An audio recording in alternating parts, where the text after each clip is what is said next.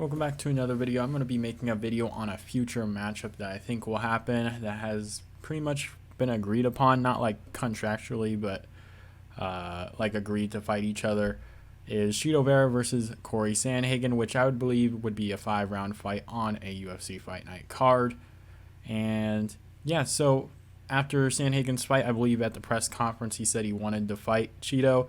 Chito said, all right, let's fight. It's cool with me.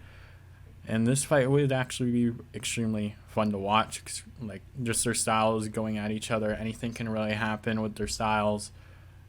Yeah, this should be a really interesting fight. I'm going to be breaking it down, predicting it, and predicting how I think it will go.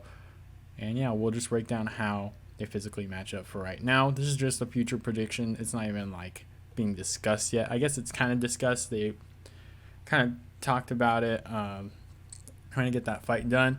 But we'll see if we can get this in at the end by the end of the year. I don't know. Cory Sandhagen did get like a little rocked by Song in his last fight, but I think he should be fine. December maybe, if they need to get another person on or another matchup on a Fight Night card, the headline, or they can just do it at the beginning of next year for what is this? The bantamweight. Make another #1 contender fight for the bantamweight title. So yeah, let's break down how they match up against each other. Chito Vera is 20-7. Cory Sandhagen is 15-4.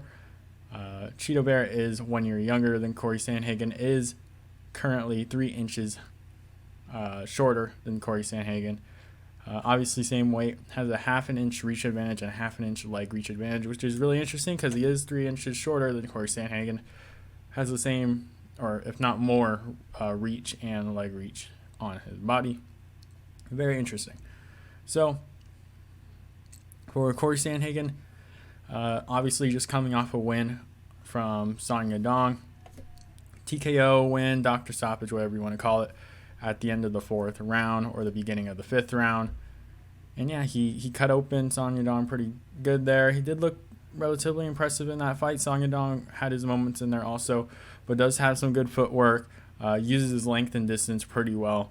Solid popping his shots, decent grappling with some subs. Also, obviously has that footwork that he uses to a more refined Dominick Cruz, which I'll get more into a little bit later, into how I believe this fight will play out, which we'll get into soon. But for Chito Vera, he's coming off wins against Dominick Cruz and Rob Font. Does have some great power in his legs and hands. Those kicks and those punches are pretty powerful. Doesn't do too much on the feet. He just kind of picks his shots and the guys just go out, in all honesty. That's how his 2 last matchups have gone against Dominick Cruz. Freaking KO'd him after Dominick Cruz is kind of, I would say schooling him is the right word. Until the 3rd round, he kind of got beat up pretty badly. But Dominick Cruz was schooling Marlon Vera pretty much most of the fight. And Rob Font was getting the best of Chito Vera until like the last 40 seconds of the round, and then would just get knocked down. But yeah, for Chito Vera, again, nice kicks, slings them out pretty fast. His front kicks are amazing. Like, they just like fly up there super quickly out of nowhere. Same with all his kicks, really. He did like a Sweet Chin Music side kick to Rob Font that came out pretty quick too. And does have some alright takedown defense. Dominick Cruz did take him down, I think, once or twice in his last fight. Was able to get up off one of them. Was able to stuff the second one. But he does have some alright takedown defense. Was taken down by like guys like Aldo and things like that. So that is something to keep in mind. Doesn't have the best takedown defense in general, but if you have a good grappler against Chito, they should be able to hold him down on the ground. So for how I believe this matchup plays out, is very interesting. For assuming this is a 5-round fight, which obviously should be, there's no reason why it should not be a 5-round fight. Going off of the last fight against Dominick Cruz, I think Chito Vera was having a hard time trying to catch Dominick Cruz. Obviously, I think there was a couple rounds before where he finally finished Dominick Cruz, where he dropped him multiple times, but it was after like getting pieced up quite a bit. I think for Cory Sandhagen, he has a more refined version of Dominick Cruz's footwork, a little more, I would say, modernized, a new version. Has a better footwork. Controls his length normally a lot better. And the length isn't really there for Cruz, but the length is there for Cory Sandhagen. He won't have a reach advantage over Marlon Chito Vera, but he will use his jabs and things like that. Is the taller fighter, so it's going to be harder to hit Cory Sandhagen in just that aspect. He's going to have to reach up to hit him. So I think this is going to be a hard time for Chito Vera. Obviously, he has that one punch or that one kick that can take Cory Sandhagen out of the fight. But I do think, shown in the last fight, Cory Sandhagen against Song Yadong, Cory Sandhagen mixed in his grappling quite a bit. I think he did. I think he was able to take down Song Yadong a couple times and hold him down there also. And Song Yadong is a big guy. If not, I think Song Yadong might have reversed it a couple times. But in this situation, I think these guys are probably, I want to say around the same weight, but I don't know if Chito Vera is going to be heavier than Cory Sandhagen. So I think Cory Sandhagen will be able to mix in the grappling. I think we'll see Cory Sandhagen in the early rounds try and piece up Chito Vera. And then towards maybe the third or fourth round, you'll see him start to implement the grappling. Obviously, I think he'll throw some more grappling feints earlier in the fight just to keep Chito Vera guessing a little bit.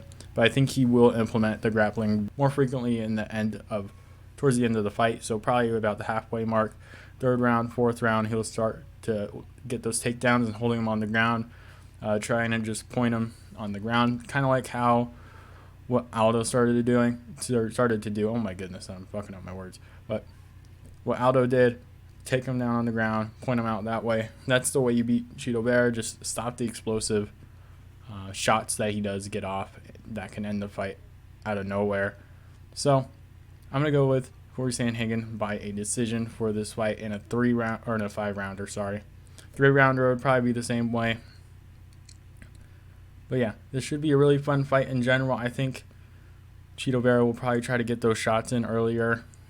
I just don't know with the top tier competition. I don't know if he's going to be able to get away with landing that one shot that can KO guys. These guys are both pretty good in 5-round fights. They are very experienced in 5-round fights. I think their last few bouts are in 5 rounds. So they're already accustomed to it. Yeah, this should be a really fun fight. So I hope it does happen, and if it does, I will be super ecstatic about it. On Saturday, we obviously have nothing, actually. I thought we did have a fight card for a second. On Saturday, I'll try to come out with the video or something. Sunday, we'll have the picks for next weekend's card. And then I'll try and find some videos for next week. I'm already chopping at the bit to find video ideas coming up. So we'll see how that goes. I had to make a future prediction for this week because nothing was being made. No big fights were being made. So I hope you guys enjoyed the video. I'll see you guys next time.